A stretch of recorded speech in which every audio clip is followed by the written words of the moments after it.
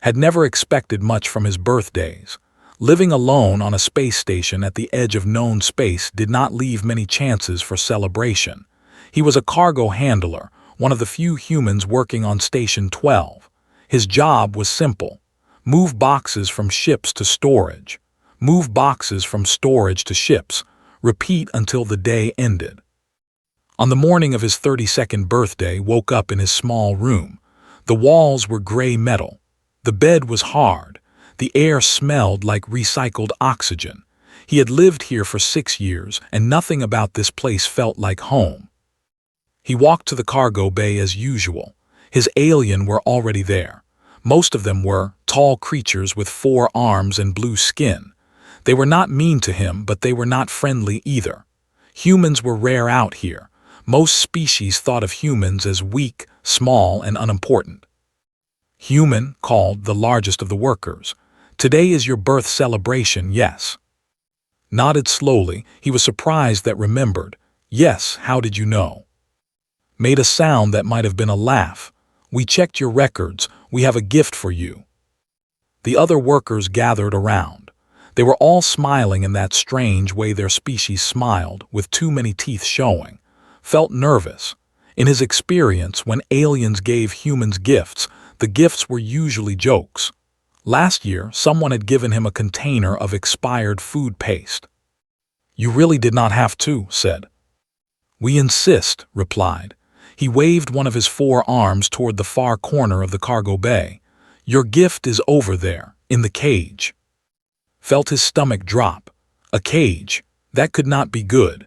He walked slowly toward the corner, and the workers followed behind him, still making those laughing sounds. The cage was made of dark metal bars. It was small, barely big enough for a human child to lie down inside. And there, sitting in the shadows of that cage, were 2 figures. Stopped breathing for a moment. They were children. At least they looked like children. Their skin was pale gray, almost white. Their eyes were large and completely black, with no whites showing at all. Their hair was silver, long and tangled and dirty. They wore torn clothing that might have once been fine fabric. The smaller one, a girl, was holding onto the larger one, a boy. They both stared at with those black eyes. There was no hope in their gaze, only fear. "What is this?" asked. His voice came out rough. Said, still smiling. "You know what are yes, the blood drinkers, the vampires as your human stories call them." Knew, everyone in the galaxy knew about the. They were one of the oldest species in existence. They ruled a vast empire. They were powerful, dangerous, and cruel. Other species feared them. "These 2 are special," another worker added. "They are royalty, or they were. There was a coup in their empire last cycle. Their entire family was killed. These 2 were sold as slaves. We bought them cheap." "You bought children," could not keep the anger from his voice. "They are not children," said. They are monsters who drink blood. We thought it would be funny. A human taking care of vampire royals, like giving a mouse to a cat." The workers laughed harder now. They thought this was the best joke they had ever made. Looked at the 2 small figures in the cage. The girl was shaking. The boy was trying to look brave, but his hands were trembling too. They were thin, too thin. Could see their bones pressing against their pale skin. How long had it been since anyone had fed them? How long had they been in this cage? "I will take them," said. The laughter stopped. What looked confused. "I said I will take them. You gave them to me as a gift, so they are mine now. Give me the key to the cage." Hesitated. This was not how the joke was supposed to go. The human was supposed to be scared. He was supposed to refuse. He was supposed to beg them to take the dangerous creatures away. But just stood there with his hand out, waiting. Finally handed over the key. "Fine, take them. But do not come crying to us when they drain your blood while you sleep." Ignored him. He walked to the cage and knelt down so he was at eye level with the 2 children. Up close, he could see they were in even worse condition than he had thought. Their lips were cracked. Their eyes were hollow. There were old bruises on their thin arms. "Hello," said softly. "My name is, I am going to open this cage now. I am not going to hurt you." The two children did not respond. They just stared at him with those wide black eyes. Unlocked the cage and opened the door. The children did not move. They seemed frozen with fear. "Can you tell me your names?" asked. The boy spoke first. His voice was small and rough, like he had not used it in a long time. This is my sister. She is 6 cycles old. I am 9. 6 and 9. So young, too young for any of this." N repeated. "Those are nice names. Would you like to come with me? I have a room. It is small and not very nice, but it is warm, and I think I have some food."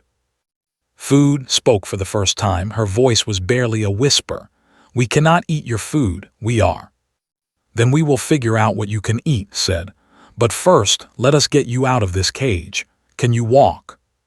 Tried to stand, but his legs gave out. He was too weak, was even weaker. Made a decision. He reached into the cage and picked up first. She weighed almost nothing. Then he helped climb onto his back. The boy wrapped his thin arms around his neck. The workers watched in silence as carried the two children out of the cargo bay. Nobody was laughing anymore. Walked through the station corridors. Other aliens stared at him. A human carrying two children was not something anyone expected to see. Some looked disgusted. Some looked afraid, did not care. He just kept walking. When he reached his small room, he laid down on his bed. Sat beside her, still watching with careful eyes. "This is my home," said. "It is not much, but you are safe here. Nobody will put you in a cage again." Looked up at him. A single black tear rolled down her gray cheek. "Why are you being kind to us? Everyone says humans are weak and stupid. Everyone says are monsters. Why would you help monsters?" Sat down on the floor so he would not tower over them. He thought about the question carefully before he answered. "Because you are children," he said finally, "and I do not care what species you are. No child deserves to be treated like this. From now on, you are under my protection, and I promise you I will take care of you." And looked at each other. They did not understand this human. They did not understand why he was being kind when everyone else had been cruel. But for the first time in many months, they felt something other than fear. They felt hope. 3 days had passed since brought the children to his room. In those 3 days he had learned several things. First, did not sleep much. They stayed awake for most of the night, watching him with their black eyes. Second, they were afraid of sudden movements. Every time moved too fast, they would flinch and pull back. Third, and most worrying, they were getting weaker. Had tried everything he could think of. He had offered them water. They drank a little, but it did not seem to help. He had tried to find blood for them, even going so far as to cut his own finger and offer it to them. They had looked at the blood with confusion. "We do not drink blood," had explained. "That is just a story other species tell. It is not true." "Then what do you eat?" had asked. But the children did not answer. They just looked away with sad eyes. Now it was the 4th day and could barely keep her eyes open. She lay on the bed, her small body curled into a ball, sat beside her holding her hand. He was trying to be strong but could see that he was scared. "Please," said, kneeling beside the bed. "You have to tell me what you need. I cannot help you if I do not know." Was quiet for a long moment. Then he spoke, his voice barely above a whisper. "We feed on emotions, strong emotions. That is what gives us energy." Blinked. Emotions.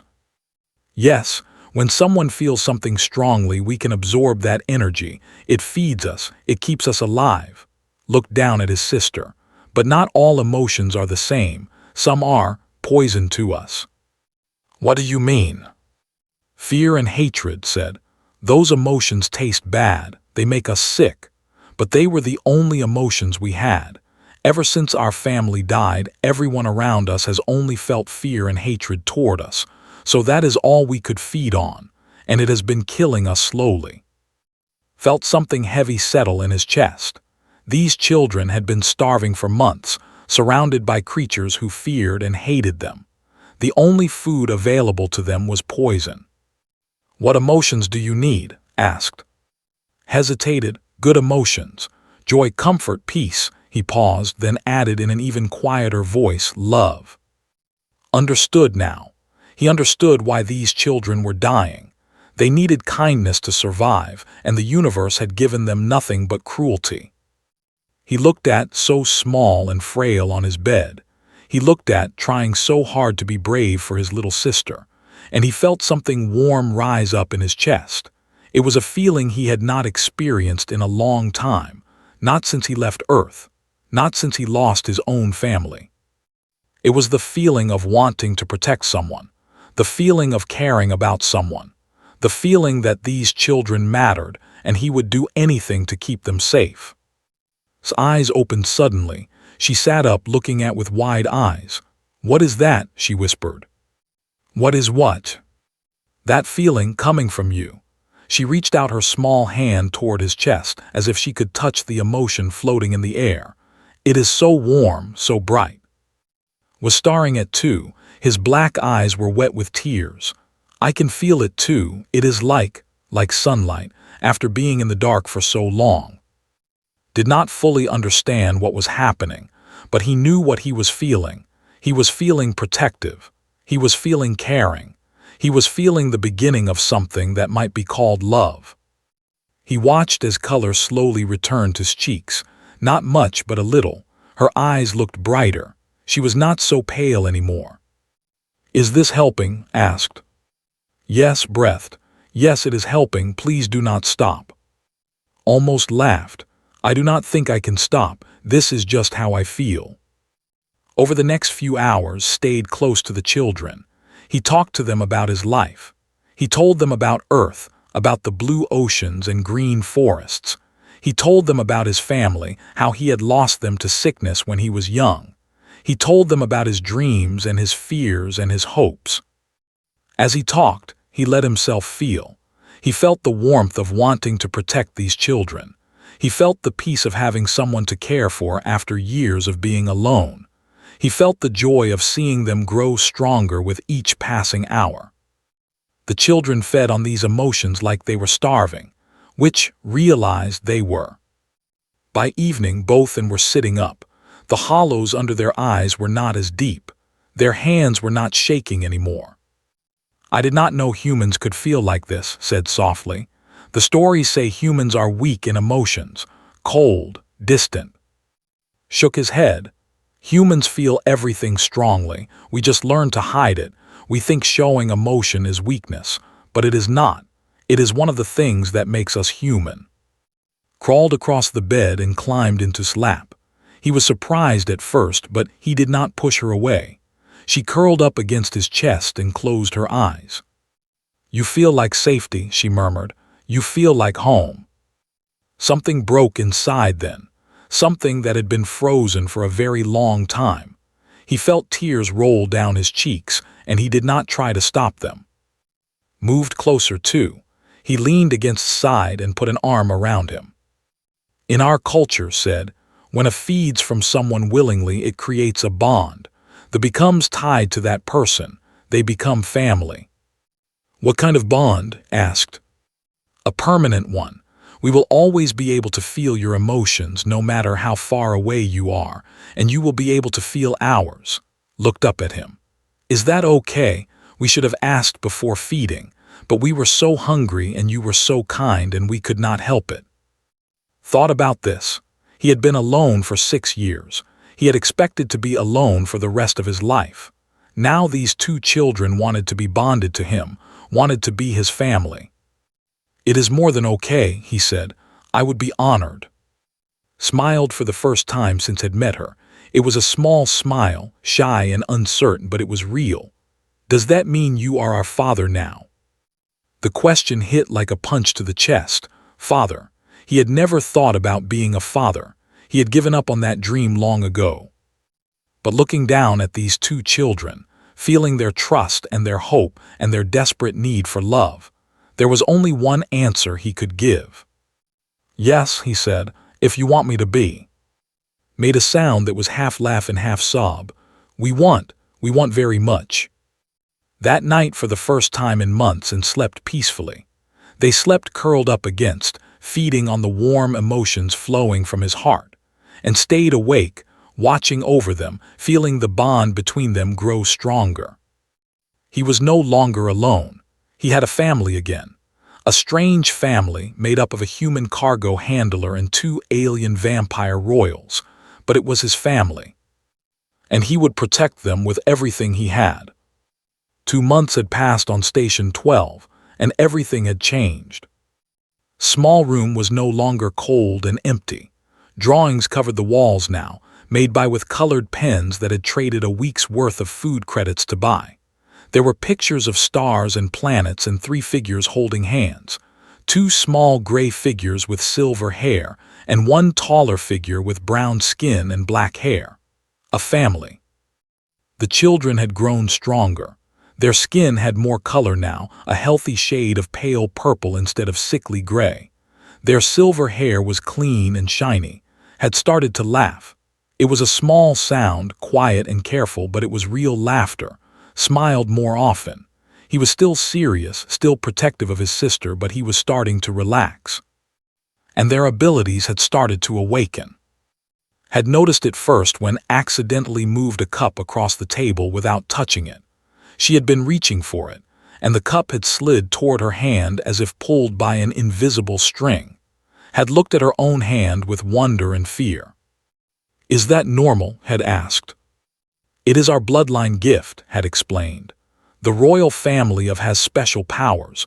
We can move things with our minds. We can sense emotions from far away. Some of us can even see the future." He had paused, then added sadly, "Our parents could do amazing things, but we were too young to learn before they died." Since then, the children's powers had grown quickly. Could now sense the emotions of everyone on the station. He knew when the workers were angry. He knew when the station commander was stressed. He could feel the loneliness of the other workers late at night. His power was different. She could move objects with her mind, and she was getting stronger every day.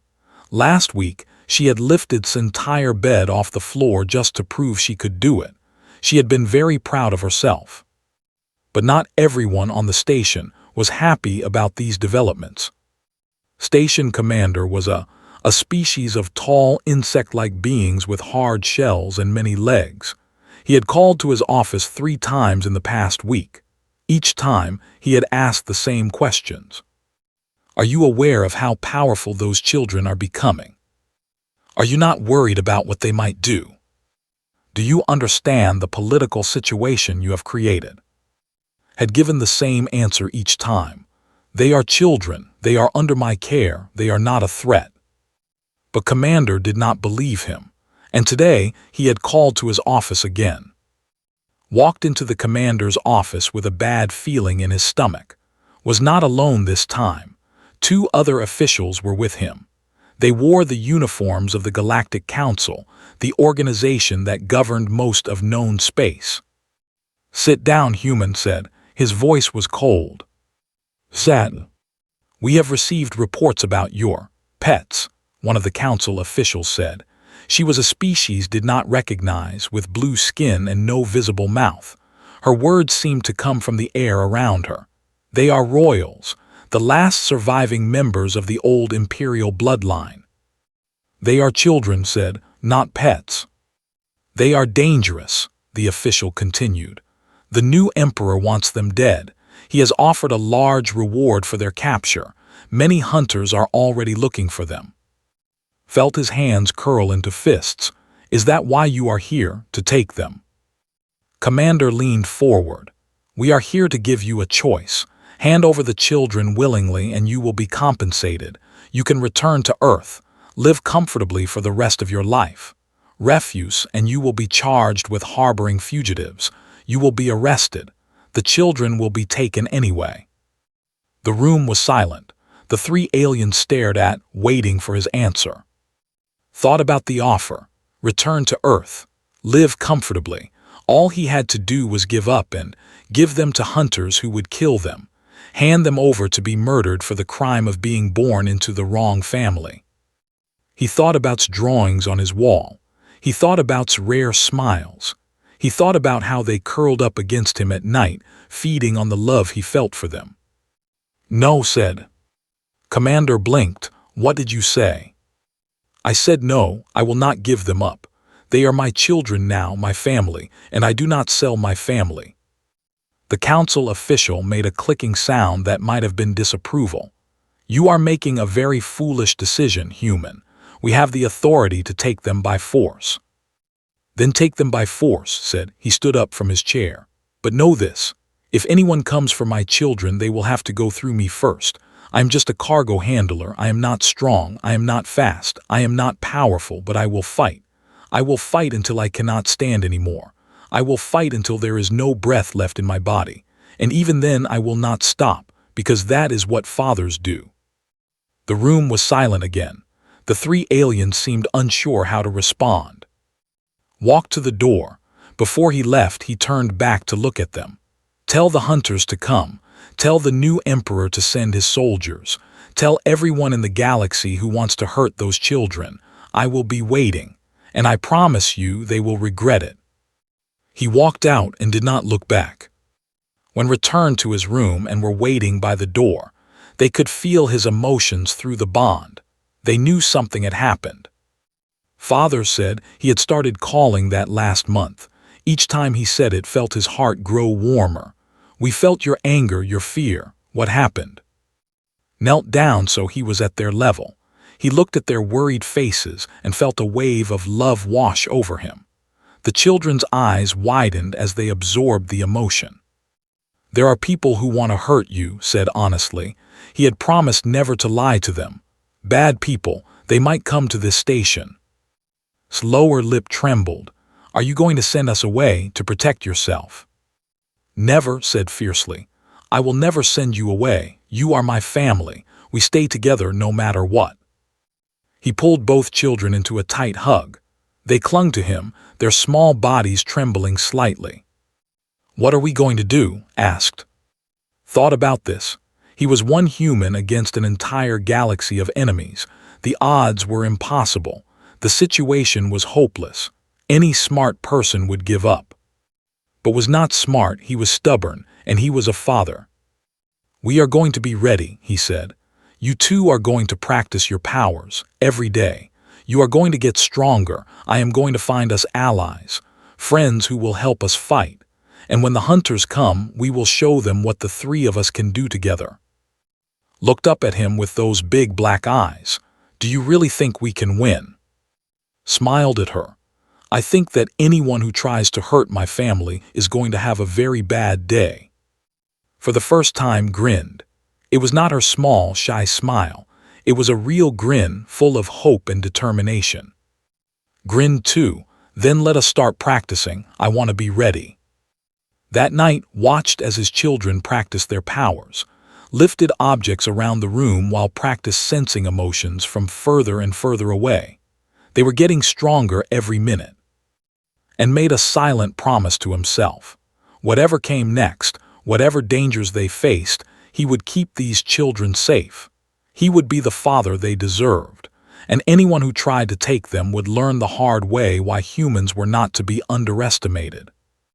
The galaxy might think him weak, they might think him foolish, but knew something they did not. There was nothing more dangerous in the universe than a parent protecting their children. The hunters came at night. Was sleeping when shook him awake. The boy's face was pale with fear, his black eyes wide. Through their bond could feel terror like ice in his chest. "They are here," whispered. "I can feel them, 5 of them. They are filled with nothing but cold purpose. They want to kill us, Father." Was fully awake in an instant. He had prepared for this day. He had hoped it would not come, but he had prepared anyway. "Wake your sister," he said quietly. "Remember what we practiced."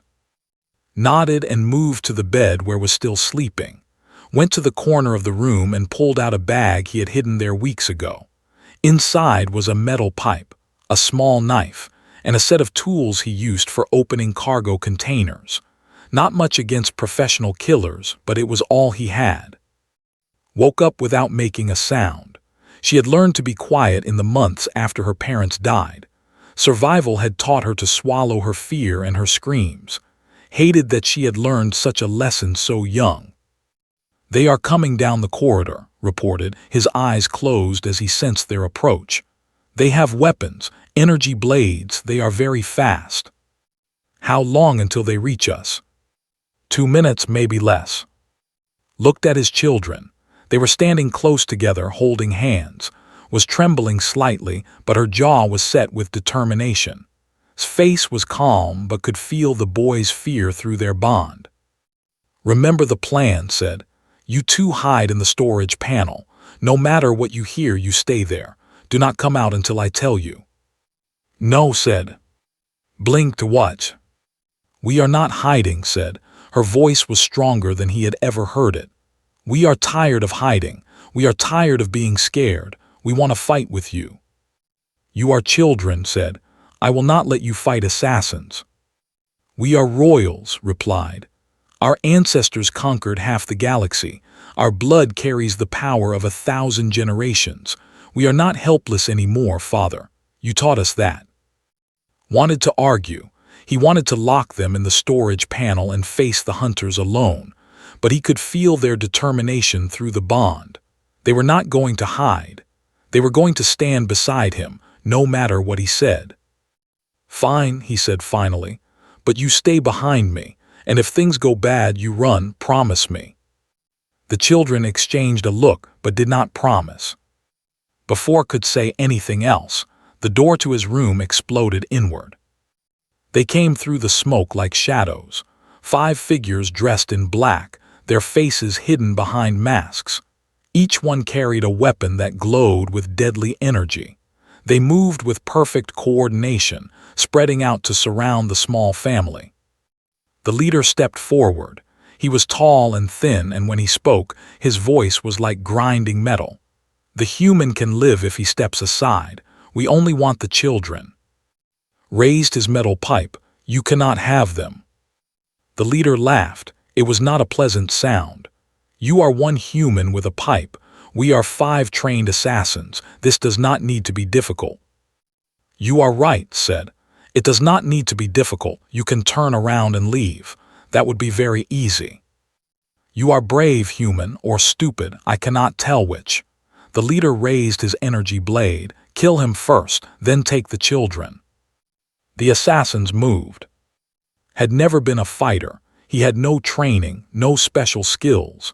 But he had something the assassins did not expect. He had a father's love and a father's rage. When the first assassin swung at him, did not try to block. He stepped forward into the attack, taking the blade across his shoulder as he brought his pipe down on the assassin's head. The crack of metal against skull was loud in the small room. The assassin fell. Pain exploded through shoulder, but he did not stop. He could not stop. If he stopped, his children would die. The second assassin was faster. She kicked the pipe from his hand and drove her knee into his stomach. He fell to his knees, gasping for air. She raised her blade for the killing blow. She never finished the strike. An invisible force grabbed her and threw her against the wall so hard that the metal dented. Stood with her hand raised, her black eyes glowing with power. The little girl who had been so weak and frightened 2 months ago was now throwing grown assassins across the room. The remaining 3 hunters hesitated. They had not expected this. Stepped forward. "You feel very confident," he said to them. "Let me change that." He closed his eyes and felt something strange through their bond. A wave of pure terror, like nothing he had ever experienced. It was not directed at him, but he could feel its edges. The 3 hunters screamed and dropped their weapons, clutching their heads. Was projecting fear directly into their minds. Overwhelming, paralyzing fear. 2 of them collapsed, their minds broken by the assault. The third, the leader, was stronger. He fought through the terror and lunged for with his blade raised. Moved without thinking. He threw himself between the blade and his son. The energy weapon cut deep into his side, burning through flesh and muscle. The pain was beyond anything he had ever felt, but he grabbed the leader's arm and held on. "Run," he gasped to the children. "Please run." But they did not run. Screamed. It was not a scream of fear. It was a scream of rage. The entire room shook with the force of her power. Every object that was not bolted down flew toward the leader, striking him from all directions. He released his blade and tried to protect himself, but there was no protection from the storm of fury that had been unleashed. When the storm stopped, the leader lay on the floor, bleeding from 100 small wounds. He was alive, but barely. Fell to his knees. Blood was pouring from his side and shoulder. The world was getting dark around the edges. "Father," and rushed to him, their small hands pressing against his wounds. "Father, stay awake. Please stay awake." "You should have run," whispered. "I told you to run." "We could not leave you," said. Tears were streaming down his face. "You are our father. We love you. We could not leave you."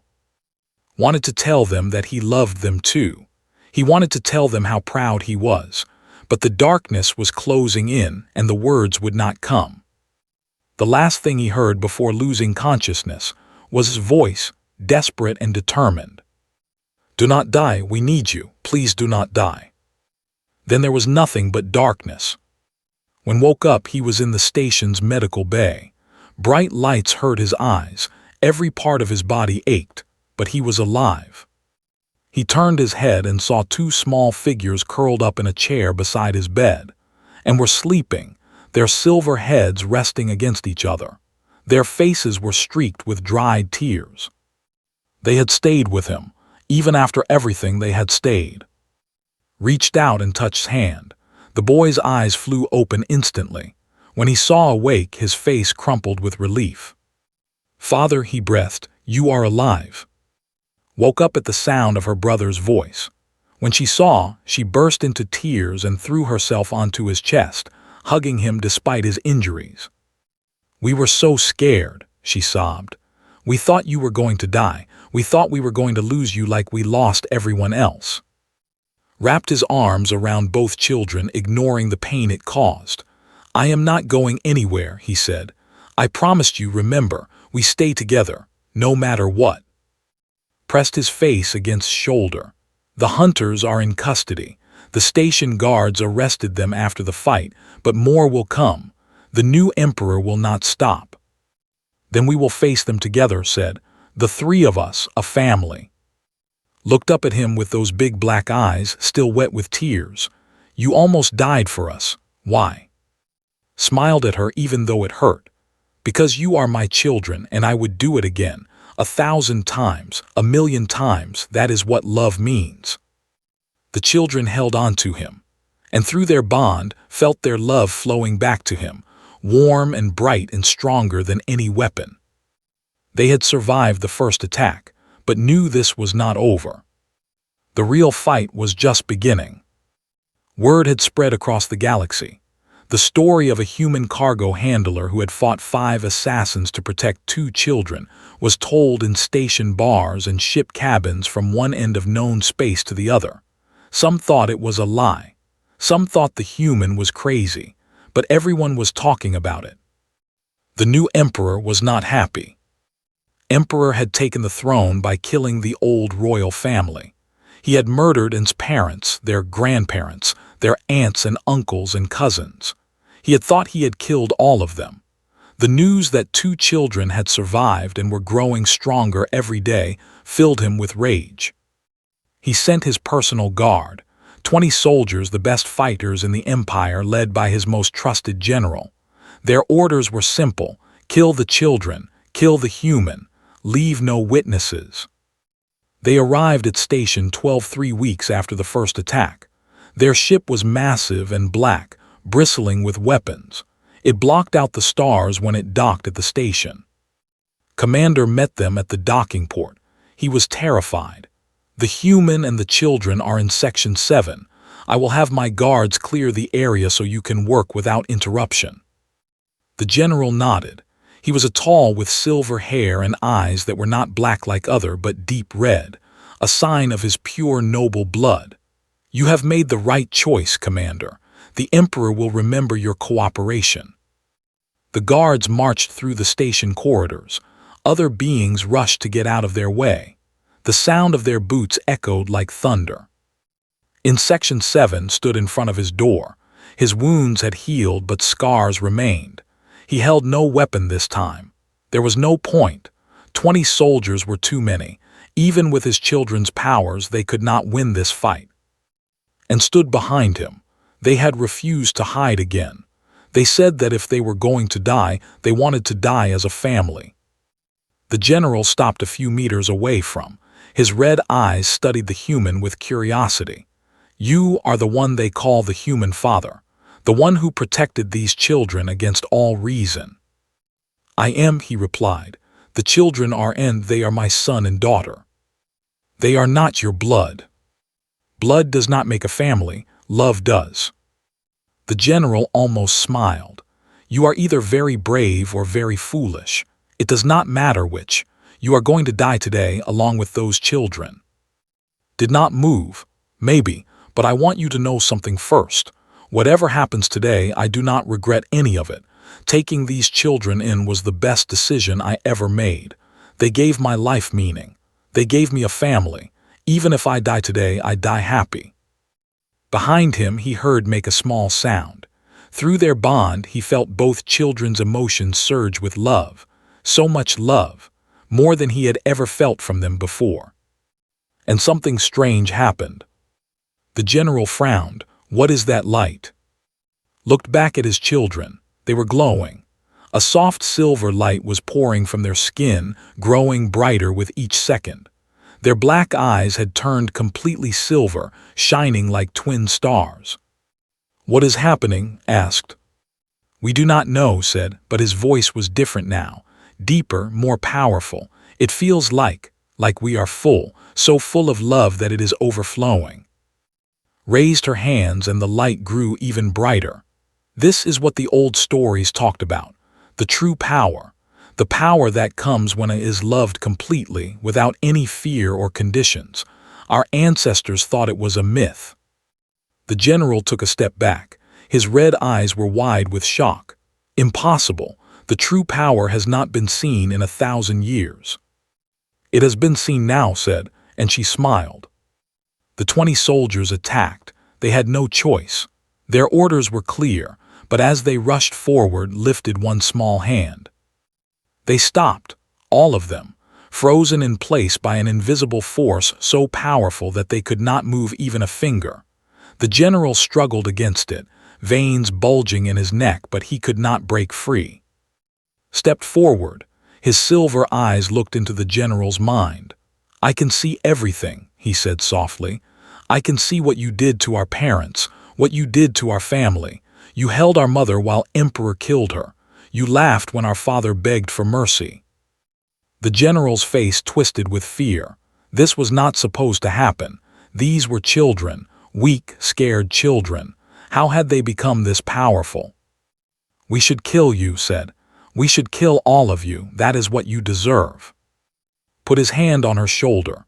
Through the bond, he sent her his feelings. Not anger, not hatred, just love and peace and the quiet hope that she would make the right choice. Silver eyes flickered.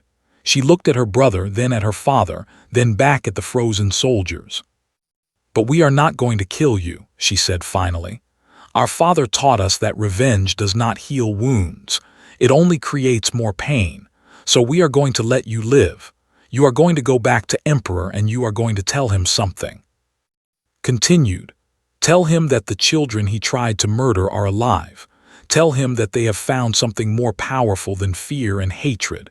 Tell him that they have found love, a human's love, and that love has made them stronger than any army." The general found his voice. It was hoarse with terror. "He will not stop. He will send more soldiers, more assassins. He will never stop hunting you."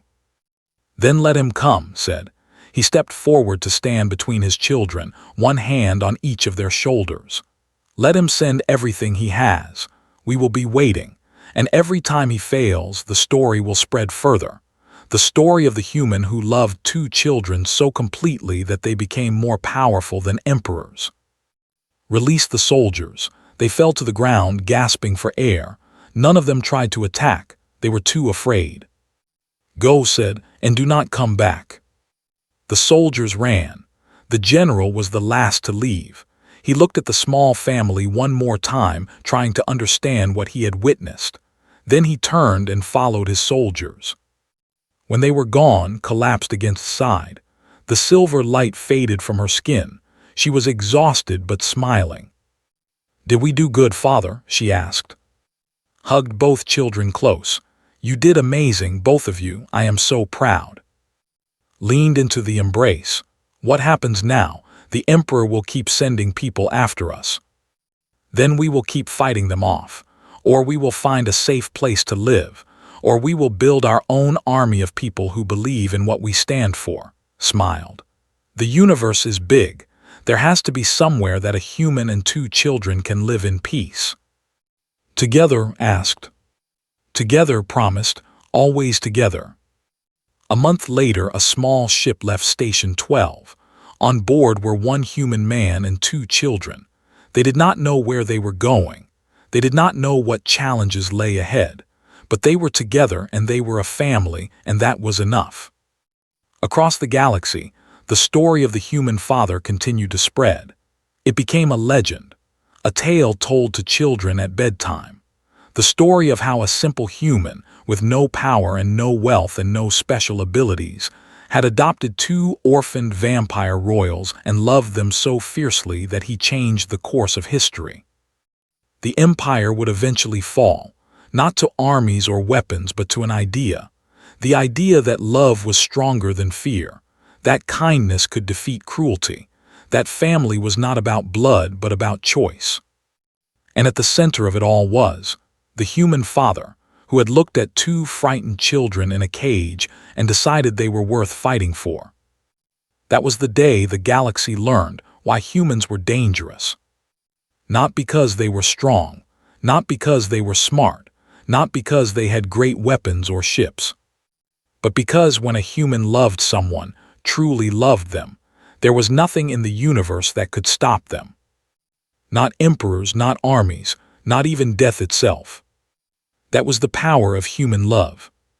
And it would change everything.